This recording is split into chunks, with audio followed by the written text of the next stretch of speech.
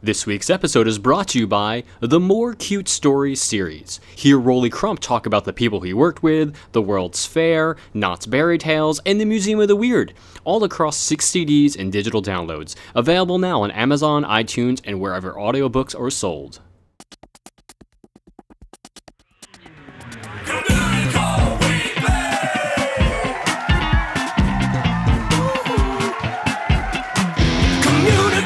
Weekly. Come on and get geeky. With Bob around boats and five-legged goats. Communicore Weekly. You might get some freaking. You waited all week. I'm sure you already know that it's the greatest online show.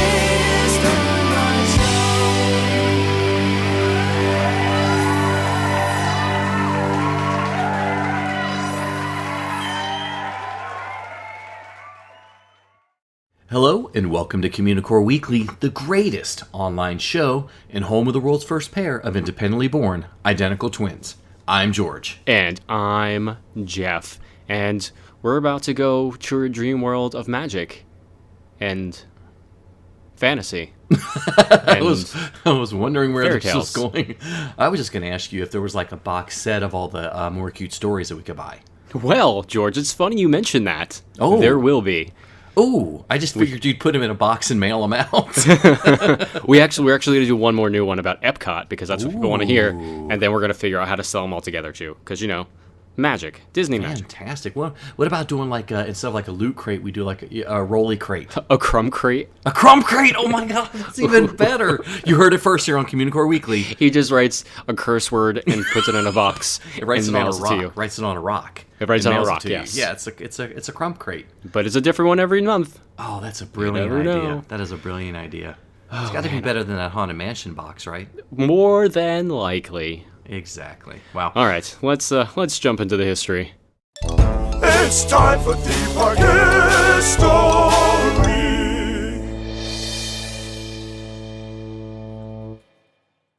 For over 60 years, on a few acres of woods along routes 40 and 322 in Egg Harbor Township, New Jersey, a family kept Mother Goose rhymes and other fairy tales alive at a children's amusement park.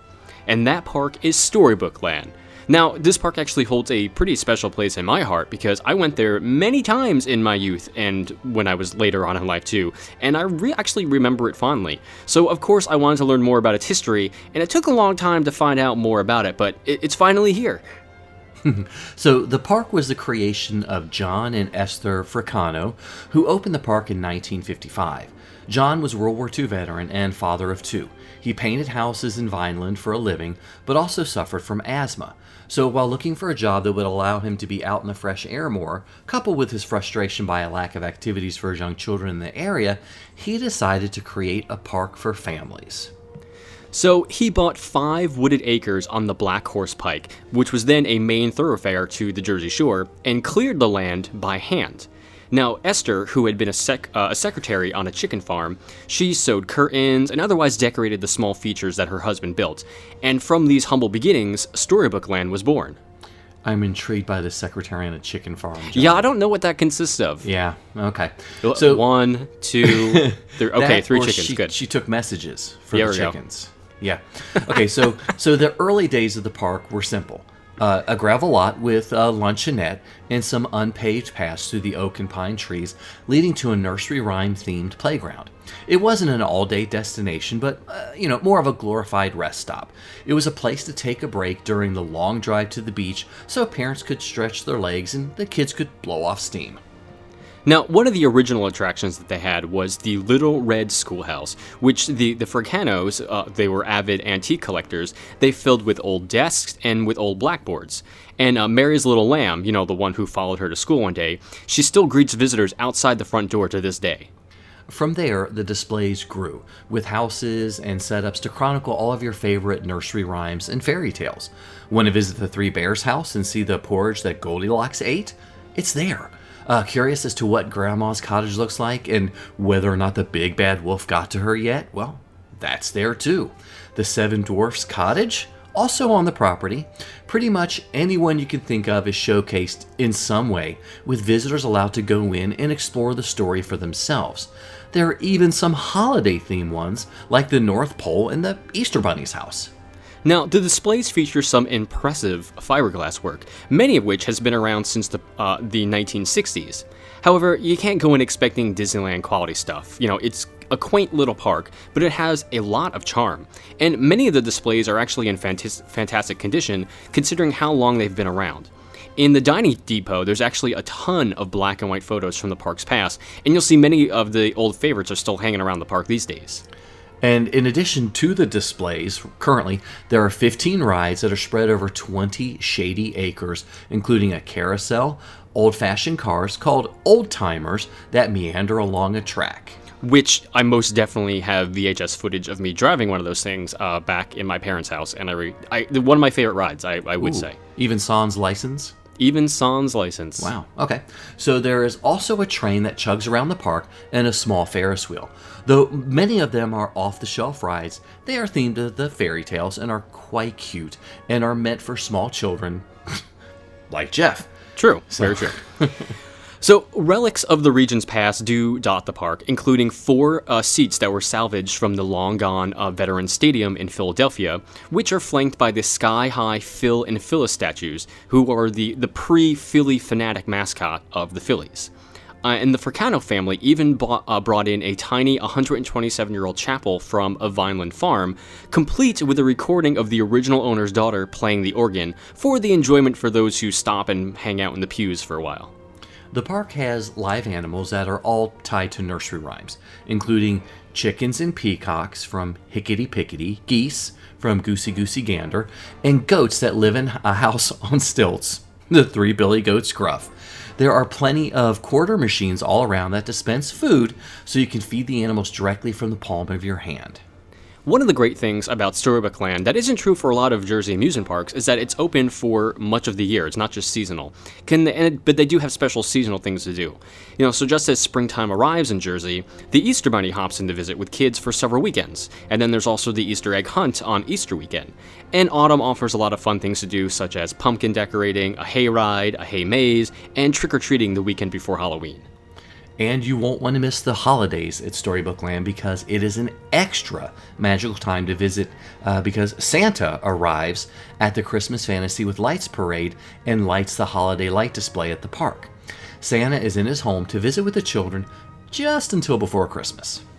So throughout their lives, John and Esther Fricano were very much hands-on with the park, and up until when John died in 2009 at age 87, John was still doing upkeep on the rides, and Esther, who passed away in 2015 at 93, was still doing the bookkeeping. So Storybook Land was their lives, and they enjoyed every minute of it. The park is run by the family, with John and Esther's son, John Jr., along with grandchildren Jessica and JJ, and their Aunt Joanne, keeping things running.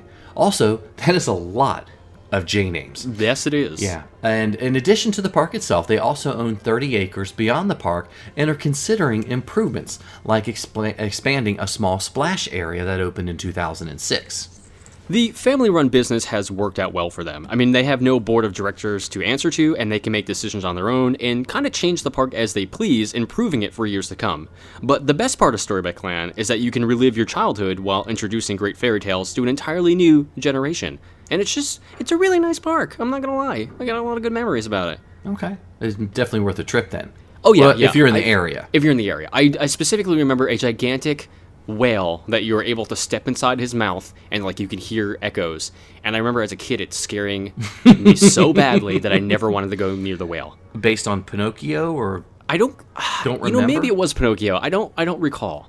Okay. Maybe. I'm going to say yes. That makes sense actually. Okay. So if anybody out there in Cadet Land knows the story behind the whale, let us know. Give us a call. Or if you have any other memories of Storybook Land, we would love to hear from you. Give us a call on the Communicore Weekly Goat line at 424-785-4628. That's 424-785-GOAT.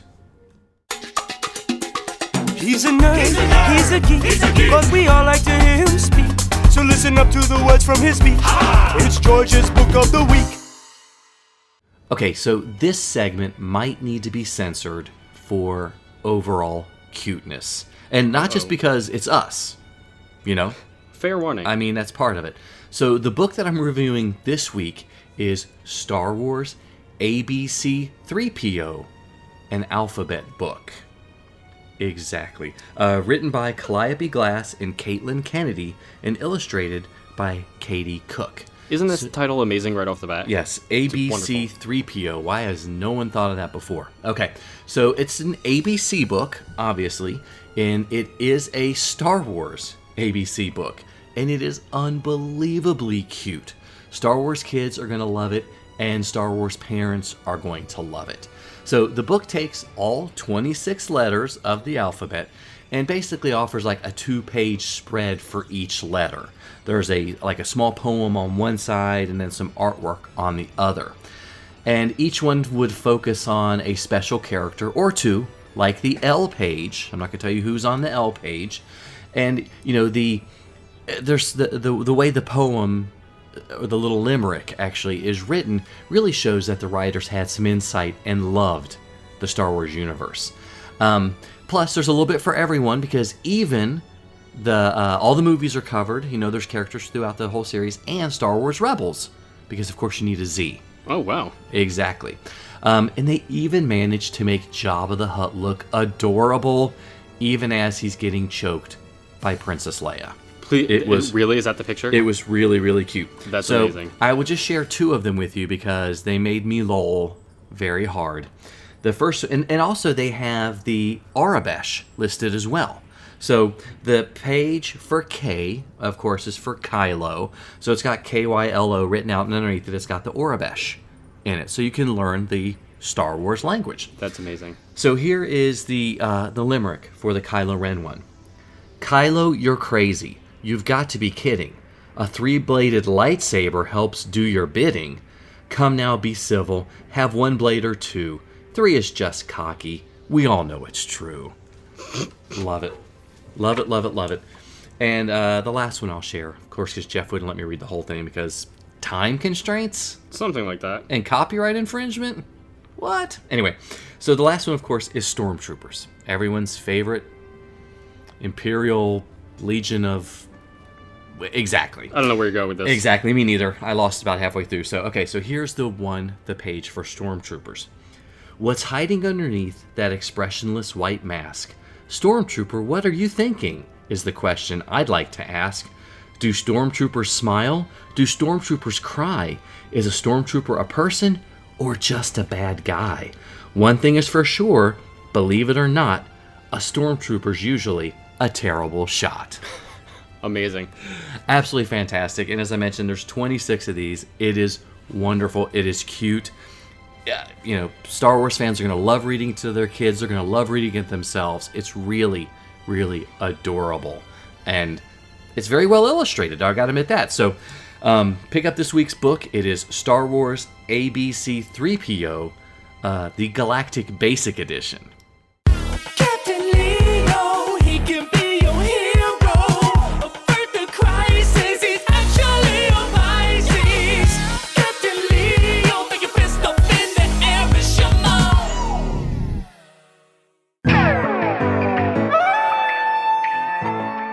Hello, this is Captain Leo. I am here to review the new Pixar movie Finding Dory. There were some old characters from the original movie Finding Nemo, like Mr. Ray and Nemo and Marlin. But also there was a new character named Hank.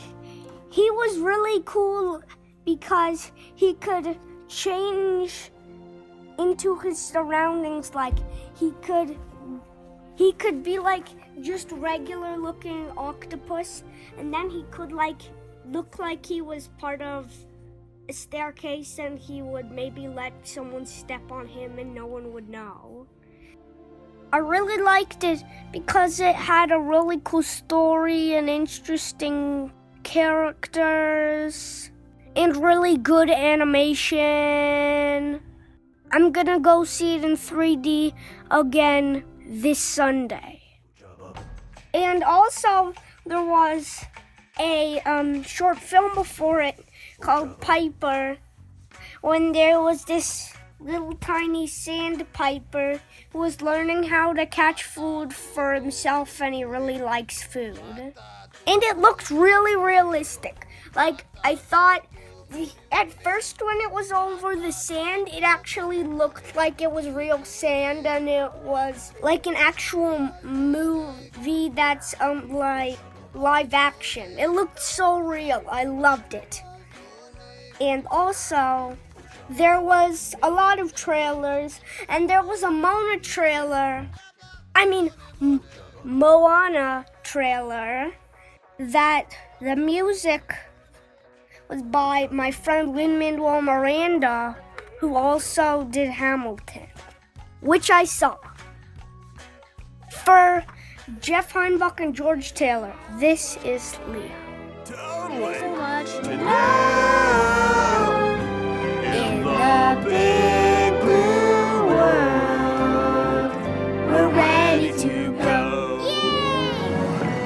In the big... Sometimes you might see it, sometimes you don't. Hey, look, what's that? It's a five-legged goat. The Oceaneer Lab on the Disney Magic is a great place for kids to hang out and interact with other people that are on board. And there are games all over the place, such as the one about the Society of Explorers and Adventurers, which I guess is like the little kid version of the Adventurers Club, maybe? Oh, that makes sense, yeah. Yeah, it does. So, for these games, they have controls across on the big screens. They're actually on top of these several crates. And one of the crates that the controls is on actually says, Isla de Muerta, contents, Aztec gold, caution, tongs required to handle. So it's actually referring to the island of the dead that is from the first Pirates of the Caribbean film, where they stored all their gold and then turned into skeletons, which is why you need tongs to pick it up, because if you touch the gold, then you turn to a skeleton, and that's a whole big thing, and, not really your thing. Yeah, especially on a cruise ship. Yeah, you don't want to be a skeleton walking around on a cruise ship. People are not going to like that. No, not Your bones are going to get bleached. I mean, food's going to go right through you. I mean, you're not going to enjoy yourself. It's not going to be a good time. So what if you have unlimited soda? Yeah. Well, anyways, we're not here to talk about the Disney Cruise Line, but it is time for us to talk about a year of a million or so limited time cadets for the weekly prize winner. I was going to say something about Fool's Gold or Aztec Gold, but I was waiting for it, but apparently not. Yeah, I was going to go that way, but so in case this is the first episode that you listen to, or this is the longest or the furthest you've made it into the show, which we don't blame you, which could have happened. Each week we give away a prize, and all you have to do is email at communicoreweekly@gmail.com your name, address, and birthday, and we'll add you to the list, and we pick out a different prize winner each week, and they get sent a glorious prize. Can I just butt in? Oh, please do. The last 2 weeks, really quickly, 2 different people have sent in everything but their address. Let's just make it clear that we need your address to send you things. We have to have the address. That's the most important thing. Seriously, we're not coming to hang out at your house and have you cook us dinner. I mean, we could, but we're not. That would be fine, but yeah, we're not. This is I guess it depends on how close they live. That's true. Yeah. This person looks like they might be closer to you, though. More than likely. Okay. Speaking of this person, this week's prize winner with the Communicore Weekly prize pack is none other than Brittany B. from Spanish Fork, Utah. Ooh. Congratulations, Brittany. I don't know what a Spanish Fork is, but I'm curious. Yeah, me too. Is there like Spanish spoon? Ooh. And Spanish tong? Oh, man. Which you would need to lift up the Aztec gold? Boom. It's all over Utah, from what I understand. Nailed it. So if you want to be a part of this wonderful giveaway, don't forget to email communicoreweekly@gmail.com. And Brittany B, send us a photo or two of you enjoying your prize pack. Hooray, Brittany. Definitely. Okay, so thank you guys so much for watching and listening to another episode of Communicore Weekly. However you get the show, leave us a rating on iTunes, leave us a comment on YouTube. We'd love to hear from you. And you can again email us at communicoreweekly@gmail.com to send us photos, bathroom break stories, or anything else. We're cool.